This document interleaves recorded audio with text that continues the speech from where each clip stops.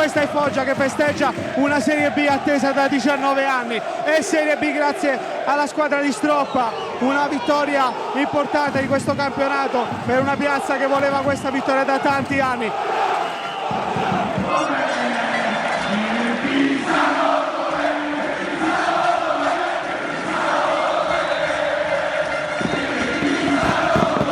Il Foggia torna in Serie B dopo 19 anni, quella maledetta sconfitta di Salerno è solo un brutto ricordo per una Foggia che sogna.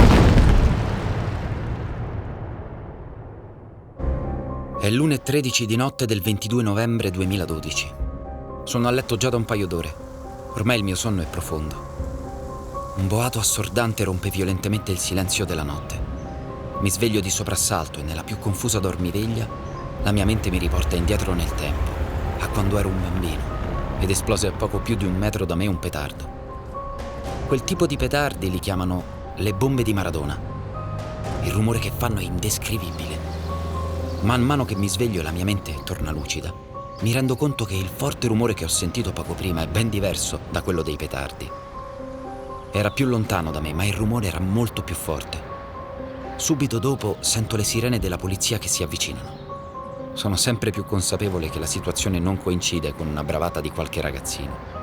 Tutto quello che stava succedendo e che io stavo ascoltando nel buio della mia stanza era una piccola parte di un mondo di cui io ignoravo l'esistenza.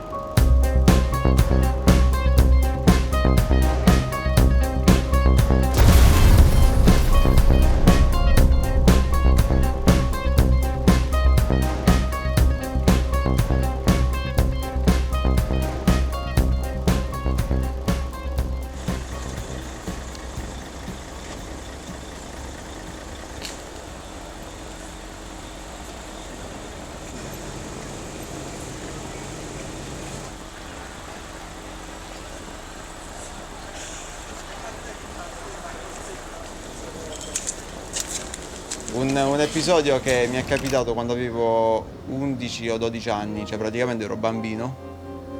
E io ero con i miei amici a giocare a pallone nel cortile di casa mia, cioè un cortile che è situato al Carmine Vecchio, cioè un quartiere che sta vicino ai quartieri settecenteschi. E abbiamo assistito a questo episodio che vennero dei ragazzi da fuori di questo cortile e vennero con un registro di cassa in mano. Essendo bambino non hai la percezione di capire cosa stesse accadendo, anche di riconoscere che quello è un registro di cassa. Riusciamo a percepire che questo registro di cassa viene sballottato a destra e a sinistra per essere aperto, forzato in qualche modo anche con colpi di martello. E da lì è una situazione un po', cioè, che ti fa paura, perché alla fine forse fa più paura quando non riesci a capire cosa sta accadendo realmente.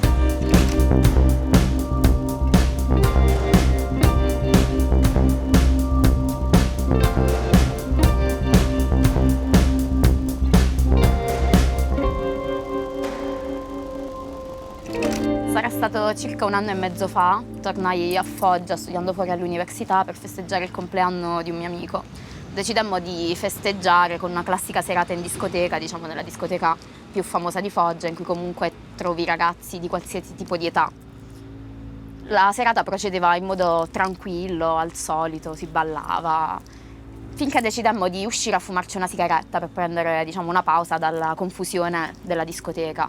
Già uscendo notammo una situazione un po' concitata, che oggettivamente in discoteca è normale, capitano situazioni in cui comunque si movimenta il tutto.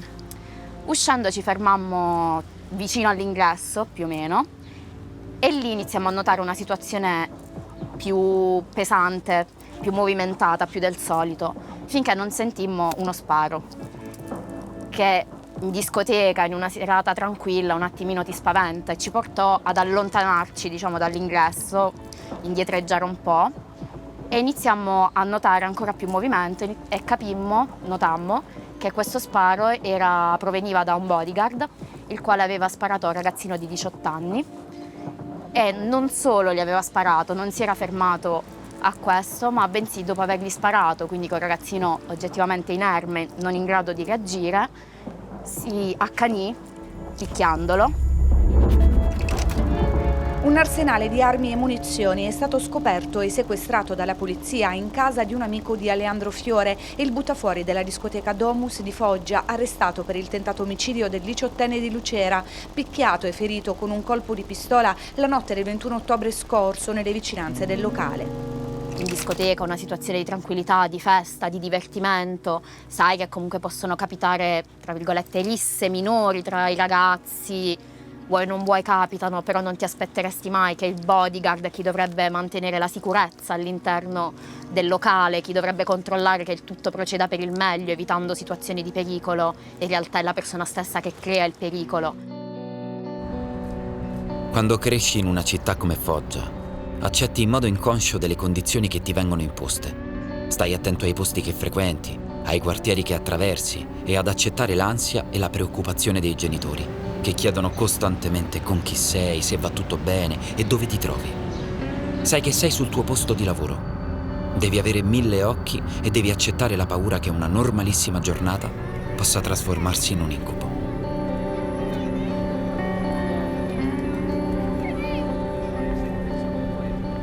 Era il 24 dicembre del 2015, avevo iniziato all'incirca da un mese a lavorare, avevo 18 anni. Era una serata abbastanza movimentata perché comunque c'era un sacco di gente. Forse erano le 7, le 7:30, quando eravamo tutti tranquilli, un po' felici perché stavamo per staccare da lavoro. E improvvisamente vedo il panico avanti alle casse perché erano entrati 3 ragazzi, tutti vestiti di bianco, tipo tuta da pittore. All'inizio credevo un po' fosse uno scherzo, tipo ma questi cosa vogliono? Poi cacciano questa pistola e dicono tutti a terra, datemi i soldi e non succederà nulla.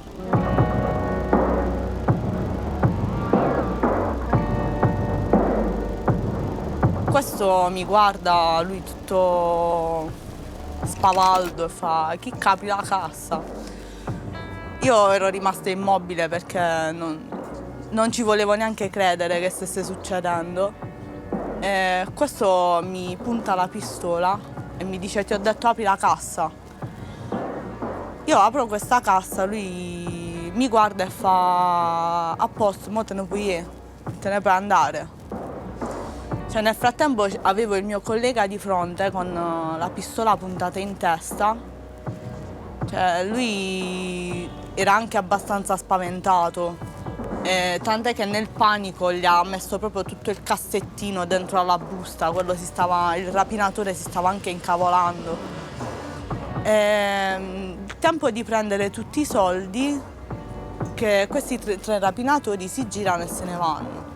È risaputo che nelle casse ci sono più soldi da rubare e quindi nelle successive 2 settimane abbiamo subito altre 3 rapine. Ormai sembrava che fosse diventato un appuntamento, una cosa di abitudine, quando in realtà non è normale una cosa del genere.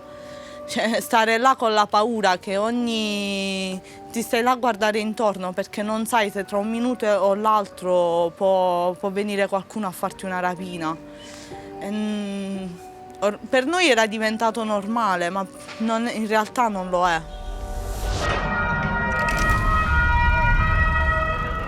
Hanno sfasciato i cancelli dell'ingresso, sono tutti fuori. Tutti fuori, hanno scavalcato il cancello del bloccato, l'hanno buttato a terra. Stanno uscendo tutti. Hanno sfasciato tutto. Tutti fuori sono. Tutti i reparti, tutti fuori. È impressionante la furia con cui hanno sfasciato tutto quello che hanno trovato davanti.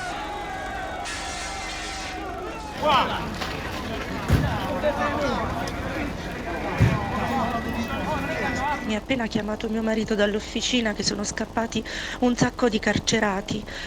In officina l'hanno messo spalle al muro, si sono rubati 3-4 macchine, attrezzature e quindi stanno armati questi carcerati e stanno sparsi per tutta Foggia. Il giorno in cui venne dichiarato lo stato di emergenza esteso a tutto il paese, io mi trovavo a Foggia già da una buona mezz'ora e mi chiamò mio padre, un ispettore della Polizia di Stato, dicendomi di dirigermi il più velocemente possibile verso casa di mia madre, quindi vive in campagna, quindi verso l'esterno della città. Cercò di farlo in toni più tranquilli possibile per non farmi preoccupare, ma poco dopo notai io stessa che la situazione era molto preoccupante, perché nel tentativo di dirigermi fuori dalla città vidi delle numerosissime macchine della polizia, volanti della polizia, dei carabinieri, della Guardia di Finanza a sirene spiegate, e mi resi conto che era una situazione sicuramente pesante.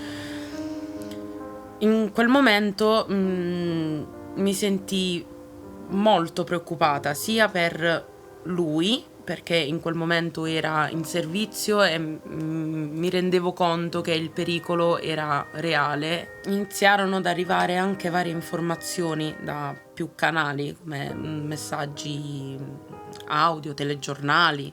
Ti consigliavano le strade da non percorrere perché magari erano in corso delle sparatorie o furti di auto, o magari pedoni che venivano investiti nella fuga del detenuto di scappare.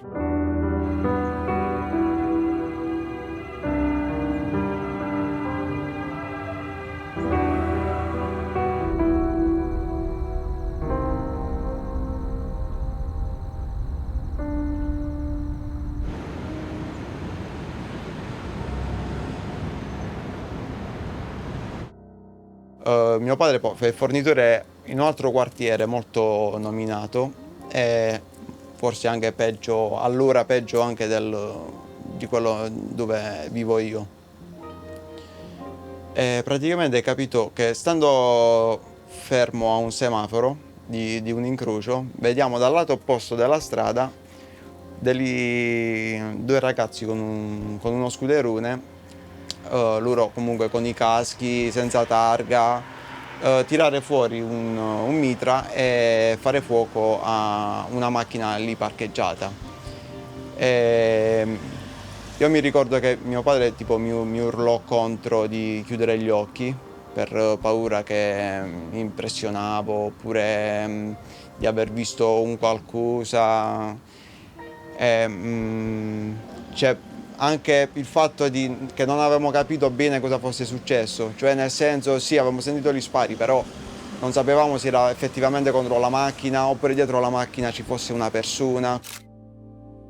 Perché è venuto a casa sotto il balcone, dice, ha detto che allora, un bastardo, ha detto che scappa un momento venerdì. Alla fine erano solo dei semplici spari, come si dice a Foggia, era un avviso che si lasciano vicino alle macchine.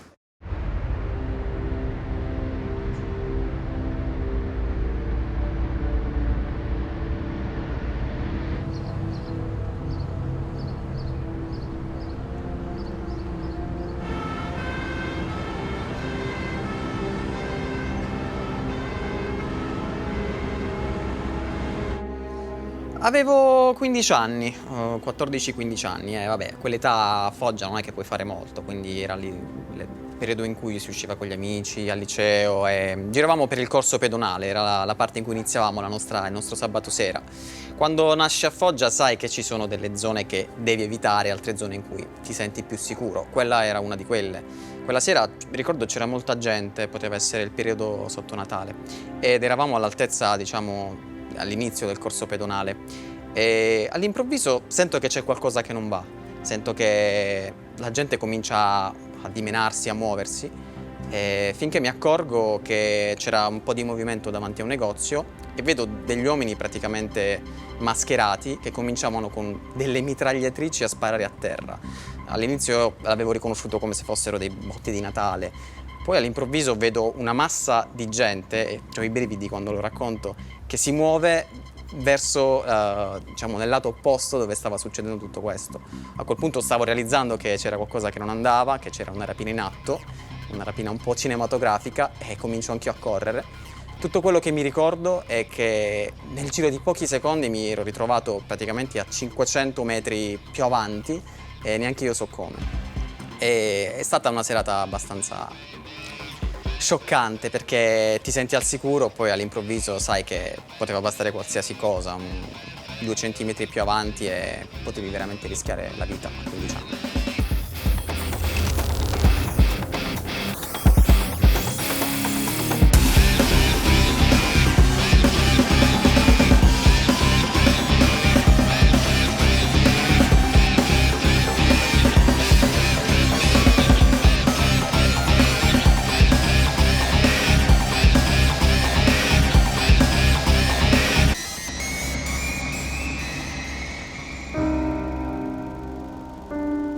Fu un giorno pieno di speranze per me, il 14 febbraio 2020, quando aprirono la sede della DIA. Pensai che finalmente tutto quello che stava succedendo ormai da tanto tempo sarebbe stato messo sotto i riflettori, che le numerose manifestazioni che ne seguirono sarebbero servite a muovere un passo fondamentale per poter cambiare le cose. Noi dobbiamo essere questa speranza, noi dobbiamo essere questo cambiamento. Non è vita. Non è vita quello che fate. Vi aspetta il carcere o la morte. Vi aspetta dovervi nascondere, perché sarà il bene a vincere sul male. In assenza di risposte, la mia speranza iniziò ad affievolirsi. Al suo posto si affermava la convinzione che, dopo queste iniziative, la mafia avesse deciso di sfidare lo Stato e le sue istituzioni, facendosi sentire anche in un periodo delicato per la nazione.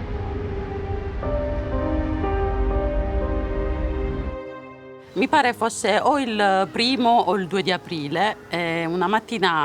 Questa mattina mi sveglio, e prendo il telefono in mano e leggo una notizia e penso, ci risiamo.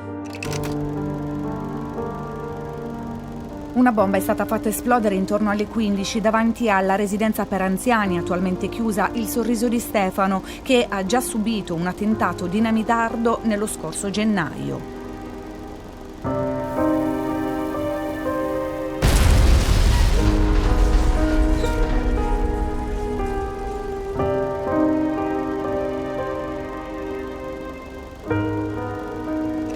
Quello che mi rimase, impresso erano alcuni, video che giravano dove ad essere ripresi erano proprio i condomini. Praticamente questa bomba era scoppiata in questa casa d'anziani in una via dove affacciavano delle palazzine condominiali, e quindi una volta che questo imprenditore proprietario appunto di questa casa d'anziani era giunto sul posto in seguito al danno subito, questi condomini gridavano dai balconi di casa intimando la persona ad andarsene, perché erano stanchi di queste continue bombe, dato che era uno dei tanti avvertimenti che questa persona aveva subito. E quello che ho pensato è che è surreale una cosa del genere, quasi paradossale, che la vittima in realtà sia diventata il carnefice, quello che ha causato tali episodi e questo sgomento.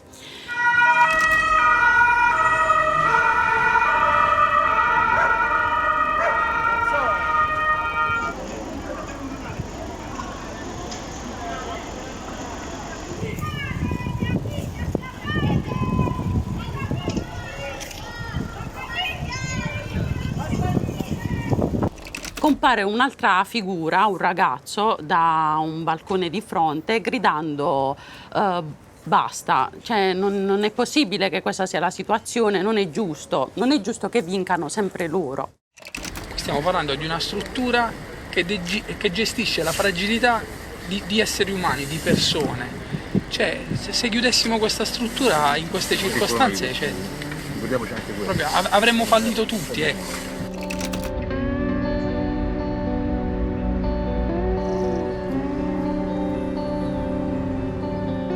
Sono una persona molto legata e affezionata alla realtà dei fatti. Mi piacerebbe che questa città riuscisse a crescere o a cambiare questo tipo di meccanismo. Purtroppo però sono delle situazioni legate proprio fanno parte delle radici di questa città, e io come persona singolarmente, diciamo, non posso fare nulla. Se io potessi fare qualcosa oggi per dire di no, per impedire che queste cose succedano, queste come tantissime altre cose che rovinano l'idea che le persone hanno di una bella città, poi che viene rovinata solo esclusivamente da questi eventi, da queste persone. Se io potessi fare qualcosa lo farei, ma è una situazione più complicata. Tutti dovremmo poter fare qualcosa. Come ad esempio una malattia non la si può debellare solo attraverso la prevenzione, o meglio la prevenzione aiuta molto, però serve una cura, serve un antidoto, diciamo una terapia.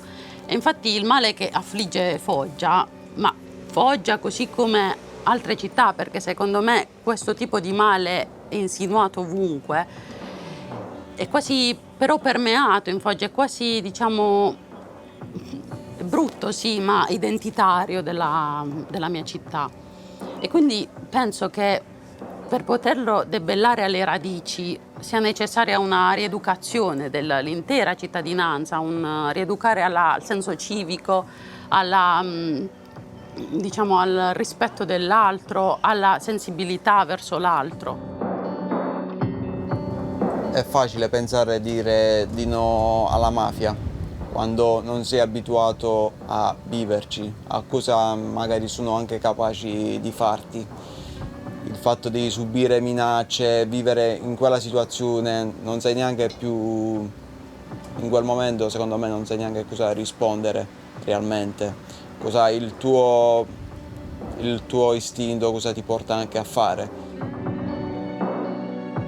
Spero in un futuro migliore, ma fino a quando la gente continua a stare zitta, continua a subire tutto ciò che succede, purtroppo non cambierà niente.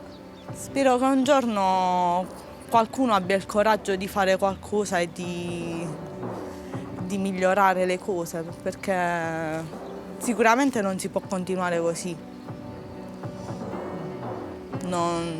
Dei ragazzi, dei bambini, chiunque sia, non può vivere con la paura costante che da un momento all'altro può succedere qualcosa. Non è una bella sensazione. Quindi spero che le cose possano migliorare, però è una speranza. Non so se si realizzerà.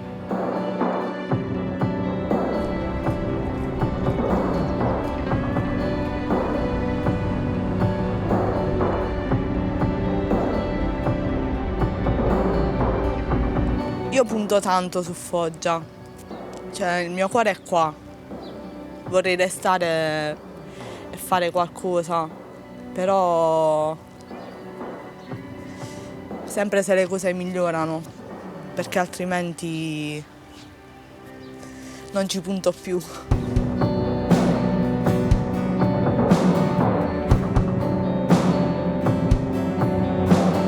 La Capitanata è terra di santi. Ogni anno 6 milioni di pellegrini visitano la chiesa di San Pio a San Giovanni Rotondo.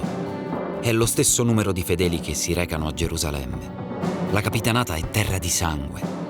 Negli ultimi 30 anni si sono contati 360 omicidi, l'80% dei quali è rimasto irrisolto. Gli omicidi hanno tutti un tratto comune. Le vittime, in 9 casi su 10, sono state sfigurate in volto dai loro assassini. Tra il 2017 e il 2018, nella sola provincia di Foggia, si è registrata la media di un omicidio a settimana, una rapina al giorno, un'estorsione ogni 48 ore. L'80% dei commercianti e degli imprenditori paga il pizzo, il più delle volte anticipando le richieste degli estorsori. La prima e unica associazione anti-racket locale, la Giovanni Panunzio, ha visto la luce nel 2015 per iniziativa di 16 giovani imprenditori, 10 dei quali sono donne. Dal dopoguerra ad oggi si conta un solo collaboratore di giustizia. Era una mafia più immaginata che dimostrata.